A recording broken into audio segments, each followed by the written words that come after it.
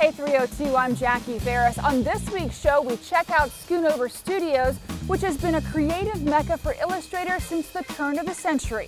Get ready for some creative history. The 302 is headed your way.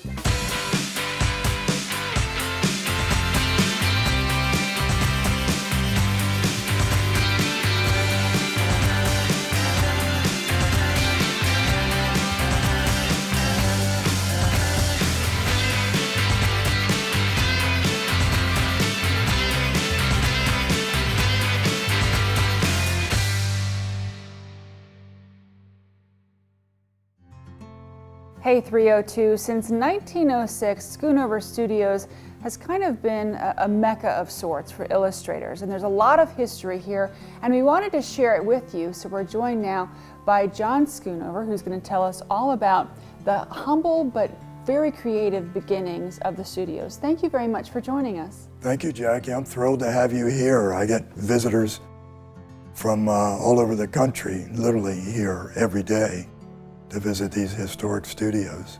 Take us back to 1906. Your grandfather opened this studio. Well, in fact, he and Stanley Arthurs, his cohort, and the two of them being Pyle's favorite students, went to Mr. Bancroft, who was a philanthropist, because there was an overflow of young students attending Pyle's studio, and there was a need for artist studio. So Mr. Bancroft very willingly agreed to build these studios beginning in 1905. There's an inscription on the wall right over there, and they moved in March 8, 1906. I think, what did we count? 6 of Pyle's students. Now when you say Pyle, we're of course referring to Howard Pyle, the famous illustrator, correct? Oh, Howard Pyle was remarkable in that he really brought American illustration to the forefront by teaching it at Drexel Institute and then bringing his students down to Wilmington in 1900. And more students joined in who hadn't gone to Drexel. So he has his studios about 3 blocks away. So it really is a mecca for, it really was, especially back in the day, a mecca for young illustrators. And when we think about illustrations, a lot of people don't realize the work that goes into it.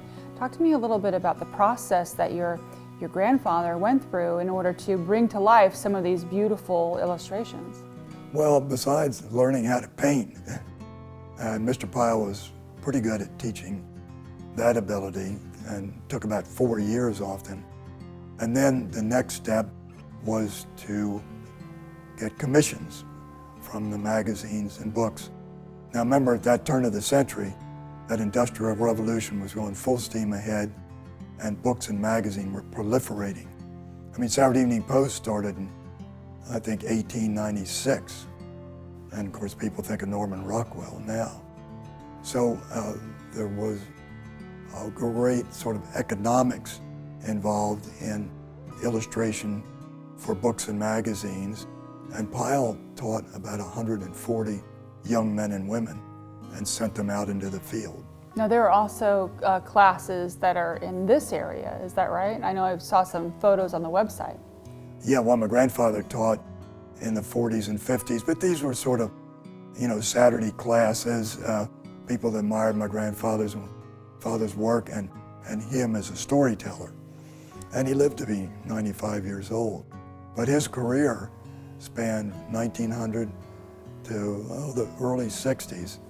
Over 2,500 works of art that are in this catalog raisonné we have on the table here. Now I wanted to talk about some of these. I mean, you have Robin Hood here. You want to tell us a little bit about your dad's style? And well, this is classic book cover illustration. It has a little glossy cover. But he would be commissioned by Harper's, N.C. Wyeth, who probably that name rings a lot more bells, but it was contemporary of my grandfather's. He did the Scribner's series of Robin Hood and Treasure Island, and then my grandfather did the Harper's series.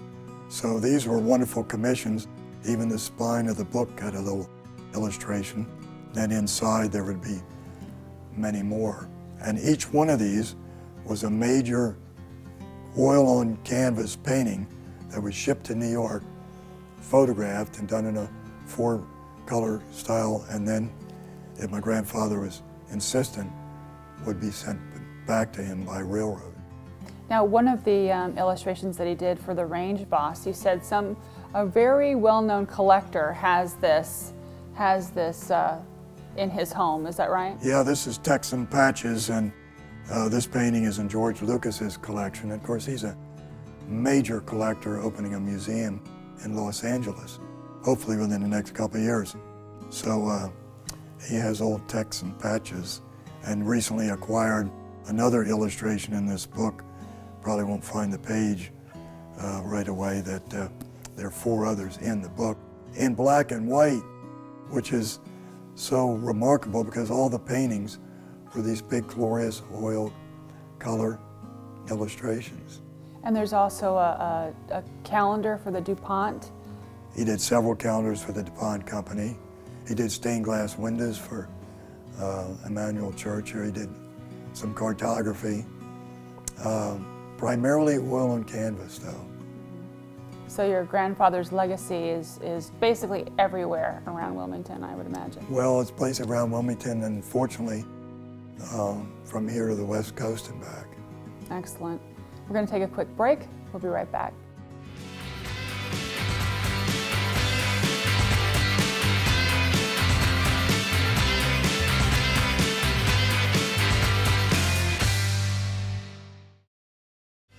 Hi, I'm Melissa Palercio, the Executive Director for the Center for the Creative Arts. Get creative with the 302. Welcome back. We're at Schoonover Studios, and we're talking about the rich history when it comes to great illustrations from the turn of the century on. Now, you were saying that your grandfather was prolific in all of the illustrations that he did, very well known. He had a really well-known friend in Mr. Pyle. So talk to me a little bit about how that relationship started and how it was nurtured through creativity over the years. Well, the short story is my grandfather showed sort of an artistic talent even in high school over in New Jersey, a model school they call it. And he applied, despite his parents wanting him to become a Presbyterian minister. Saw an ad for Howard Pyle's classes at Drexel, took his drawings down there, was accepted, began that 4-year course of study under this remarkable teacher, Pyle. And then in 1900, as we mentioned earlier, he was off on his own. But Pyle could light a fire under your head. He was so impassioned and so intense that, as he said, you could smell the smoke when you painted. If you couldn't smell the smoke, you better start over. So for people who may not be familiar with his work, talk to me a little bit about what kind of an illustrator he was and what was he famous for? Well, Pyle began illustrating really back in the late 1870s, when again, books, everybody read books then. And he became known as a writer. King Arthur, for instance, he wrote, and books about pirates, the Revolution, and many other social aspects, stories of the day, and was also an excellent teacher. I can imagine back in the day, if you wrote the story, oftentimes it might have been easier to get an illustration done if you did it yourself. Well, true. My grandfather wrote a few stories for magazines, not book. Wyeth wrote a few stories, but book illustration was sort of the best opportunity available as far as a career and notoriety. Norman Rockwell, of course, is the opposite example of that, because the Saturday Evening Post magazine. That's what people know him for. Not a Pyle student, but Rockwell was inspired by Howard Pyle too. I would imagine there are a lot of people that were inspired by the beautiful images that he created.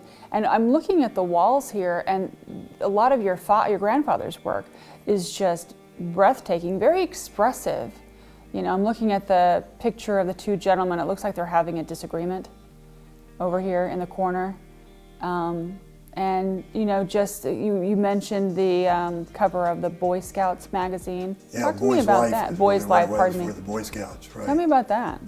Well, in truth, now that's a Henry Peck illustration. Again, one of Pyle's students, all painting in a very sort of similar mode, I guess, and sort of storytelling mode.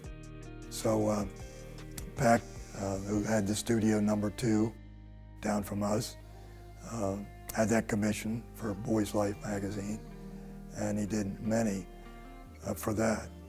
So it's not just this studio here, it's studios, being that there are 4. So over the years you had 4, maybe more, if there was more than one artist in each studio working. So this has been a constant source of creativity, right? There have been artists here, I can't even number how many, since that move-in date, when the original Pyle students came in. And eventually they were rented.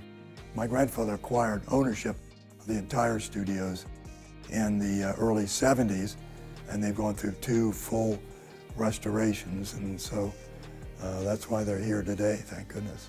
Yeah, they really are breathtaking. And you said you have a lot of people that come and visit and check things out? People wander in. I even had a lady recently, she must have been in her late 80s, who had studied under my grandfather in the 50s, and her daughter brought her in, and she looked around and the tears just came down her eyes to see the place again. Other illustrators, as I mentioned before, come here for a little inspiration and look around, because I broker as well as being a curator. My grandfather's legacy, I broker Pyle students' works. So what must that be like whenever someone walks through the door and says, I was a student of your grandfather's? How does that feel personally? Well, it's very heartwarming, because I've been able to carry this the legacy, the heritage on with a lot of input from other people. And I think American illustration is more and more finding its rightful place in American art history, because the illustrators were kind of considered second-class citizens. They were commissioned, they had to do it this way, they had to follow the story, but the literature and the paintings are so wonderful together, and the preservation and collecting of the paintings has really become very popular. I would imagine. We're going to talk more about it in just a minute. We'll be right back.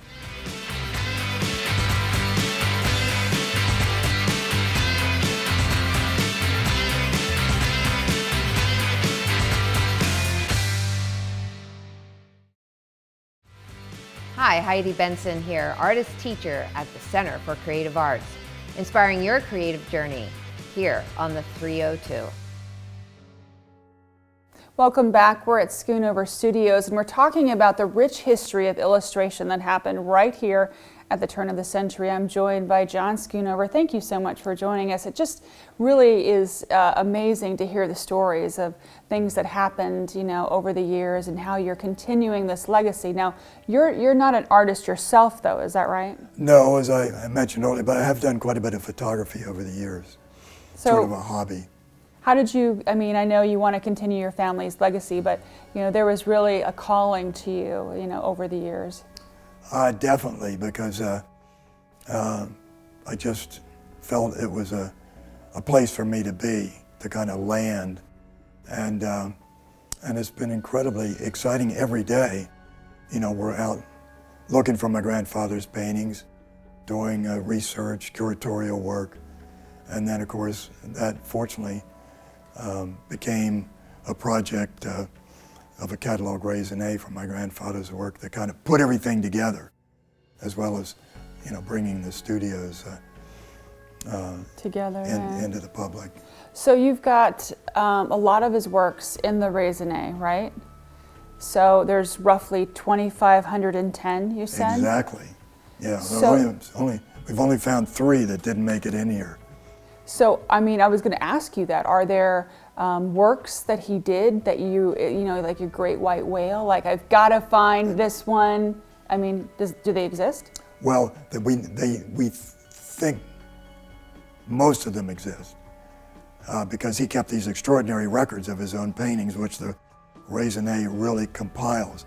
And numerically, from painting number 1 to painting number 2510, our efforts, my sister and Leanne Dean and I, were to try to find as many as we could, to record them in here, photograph them, document them.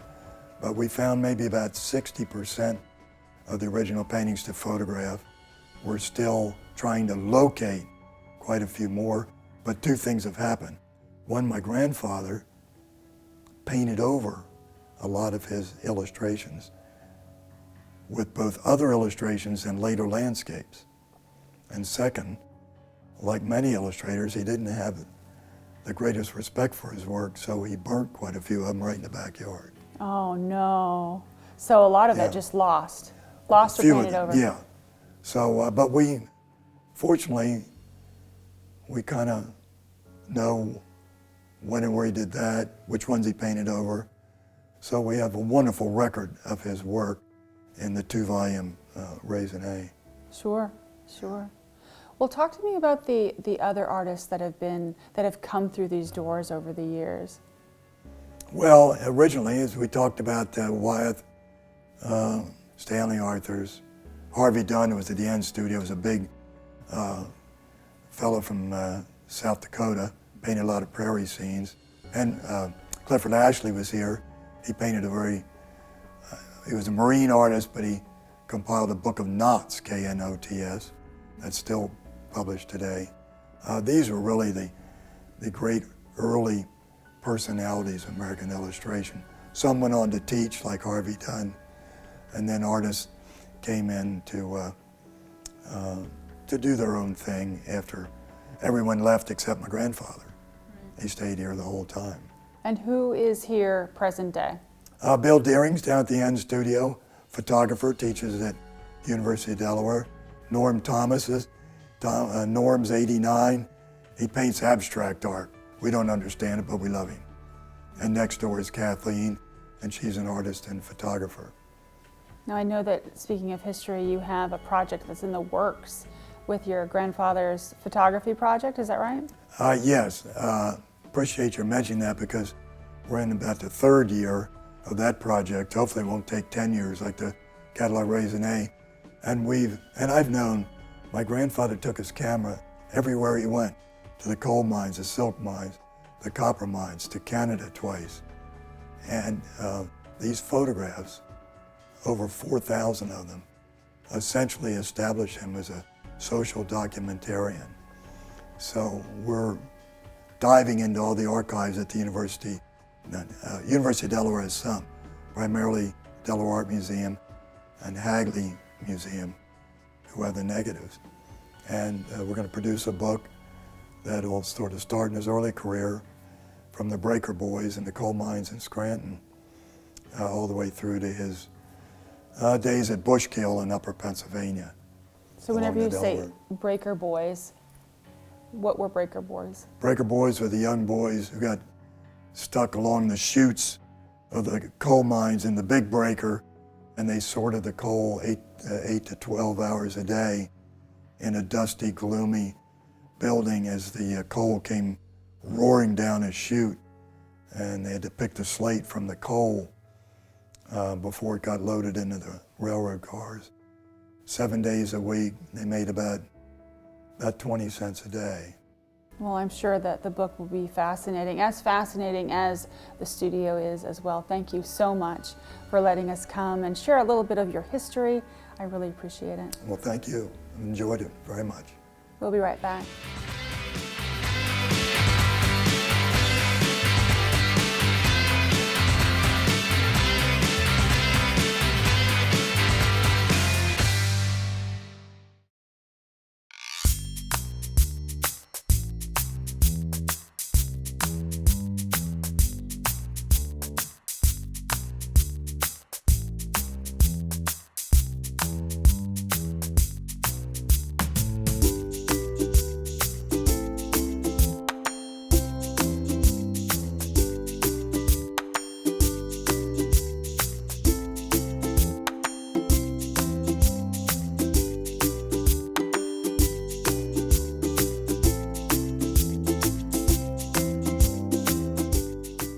That'll do it for this week's episode. For more information on Schoonover Studios, visit schoonoverstudios.com.